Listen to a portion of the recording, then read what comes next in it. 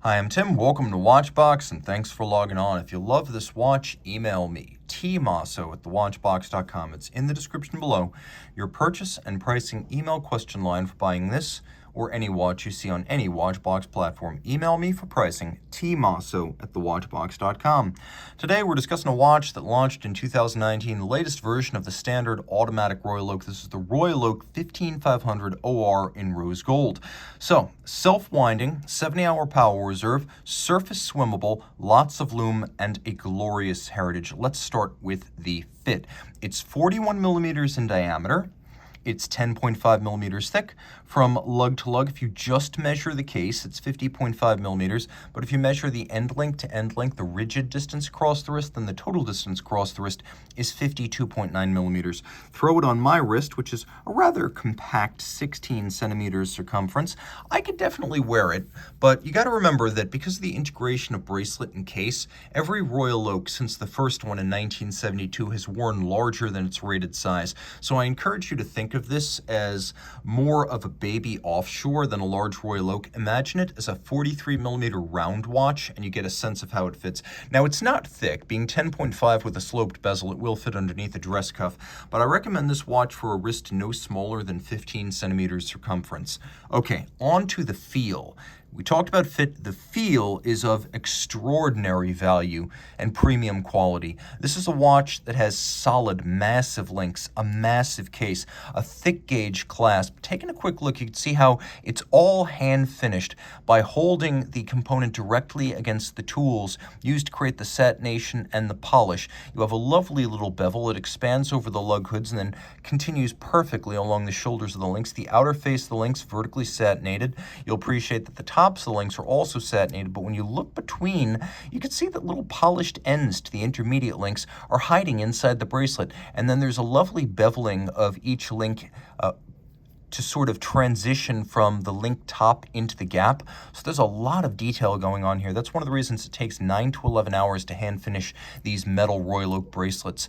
Also, double deployment clasp. These are quite secure these days. Thick gauge material. You can see a combination of media blasting and satination. You have to press both triggers to pop it open, so there's a lot of security there. It is a sequential fold. One side folds before the other, and then the AP logo is visible externally. The case, the bezel, we spoke of it, hand finished. Gerald Genta, who was a jewelry designer, envisioned his Royal Oak as a piece of jewelry that just happened to include a timepiece, which is why the bracelet, the case, and the bezel all flow together as though they were a decorative article of jewelry, a bracelet for a man. And you can see that the elements all flow together. The bracelet to the case, the bezel into the mid-case, into the case back. These character lines are contiguous. We have a screw-down crown, 50-meter water resistance. I always say 50 meters water resistant with a screw-down crown, safe for surface swimming. AP logo on the crown. The crown is hexagonal. So are the white gold bolts that sit perfectly aligned within the bezel. The bezel is a rounded octagon inspired by a vintage diving helmet. That's where that shape comes from. You can see it has a satin outer face, a polished rounded flank, and then a vertical satin that falls like a curtain from top to bottom. We have rose gold logo, indices, and hands. The watch is well loomed, and as you could see, no issues reading the time. The dial is black galvanized, and it is the Grande Tapisserie. It is the large hobnail cut.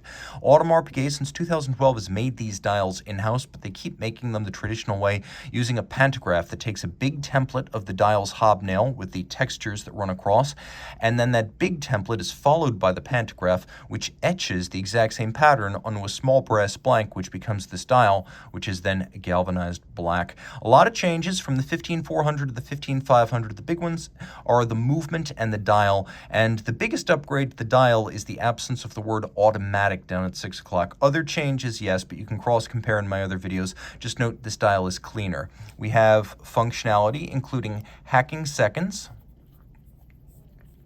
and just want to make sure we weren't in the date change danger zone. So we have hacking seconds, and we have a quick set date. And the date disc matches the color of the dial. Turn it all over, we have a new movement, or at least it was new for 2019, debuting in the Royal Oaks and the Code 1159s. It's caliber 4302. Automatic winding, it uses ceramic rotor bearings for high efficiency. It is a bidirectional winder for smoothness. It has a 70-hour power reserve. It pivots on 32 joules. It has a 4 hertz beat rate rather than the old caliber 3120s. Beat rate of 6 beats per second. This is 8 beats per second. It has a full balance bridge with a free sprung balance for precise adjustment and shock tolerance.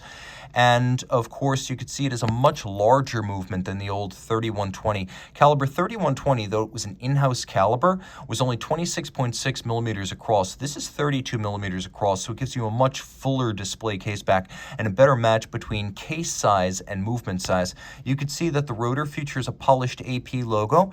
It is skeletonized. It has interior bevels and a few well-chosen sharp interior angles where bevels meet, and I do appreciate that attention to detail. As with most Audemars Piguet movements, this one is a combination of hand finish and mechanical finish. It is price appropriate, quite handsome, and well worth your while to investigate with a loupe. My favorite detail, the interior angles and the polishing of the AP logo within the rotor, but I also like the solarization of the cap atop the rotor bearing at center. All of it quite attractive, with engine turning on the base plate, bevels on the bridges, black polished screws, and Cote de Genève across the bridge surfaces. Reach out to Team Mosso at thewatchbox.com for purchase and pricing details.